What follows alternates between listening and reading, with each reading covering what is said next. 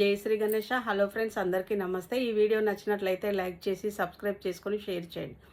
Friends, మనము ఎప్పుడు నవ్వుతూ ఉండాలంట.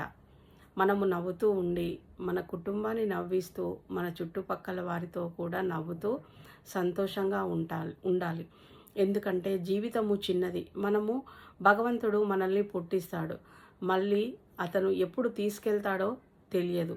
కాబట్టి ఈ మధ్యలో ఉన్న జీవితాన్ని ఎప్పుడు సంతోషంగా ఆనందంగా ఉండేలాగా చూసుకోవాలి.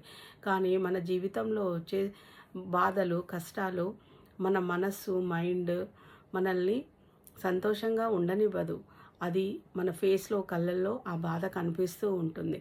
దాన్ని పోగొట్టుకోవాలి అని అంటే టీవీలో వచ్చే జోక్స్ కానీ పుస్తకాల్లో జోక్స్ ఉంటాయి, వాటిని చదువుకోవడం కానీ, లేదంటే మన చుట్టుపక్కల్లో ఎవరో ఒకరు మనకు వారు మాట్లాడితే ఎంతో ప్రశాంతంగా అనిపిస్తుంది. కొంతమంది మాట్లాడితే ఇరిటేషన్ వస్తుంది.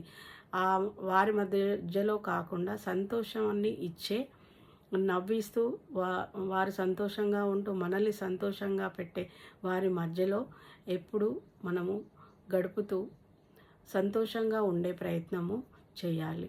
ఫ్రెండ్స్, నేను ఒక చిన్న జోక్ చెప్తాను. ఫ్రెండ్స్, ప్రపంచంలో గొప్ప సింగరు ఏది అంటే దోమ. అది పాడే పాట మనకు నచ్చినా నచ్చకపోయినా మనమందరం క్లాప్స్ కొడతాం. అవునా కాదా?